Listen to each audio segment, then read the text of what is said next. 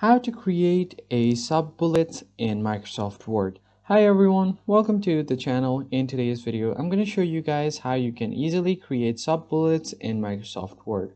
This is a super handy feature for organizing your contents with multiple levels of bullet points. So let's jump right in.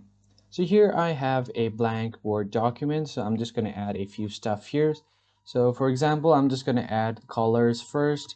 And then under colors, I'm just going to write down a few colors like blue, red, green, yellow. And right below that, I'm just going to add another title like animals. And then I'm just going to add dog, cat, and then lion, a tiger, and that's it. So here are a few things that I've added to my Word document. So if you want to add these to your bullet point list, then all you have to do is select all of these, and on your home tab you'll find this bullet points button, and if you tap on the drop down, you'll be able to add these different kind of bullets. So I'm just going to add the classic one, and once that is done, if you want to add a sub bullet point to these, for example, if I want to add these colors, name of colors under color, just select these ones and then tap on it again like this.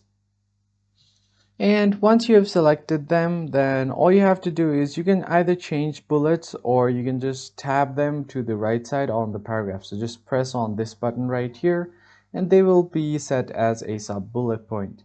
You can also change the type of the bullet, or your MS Word will automatically change the bullet points. So I'm just going to do the same for these ones.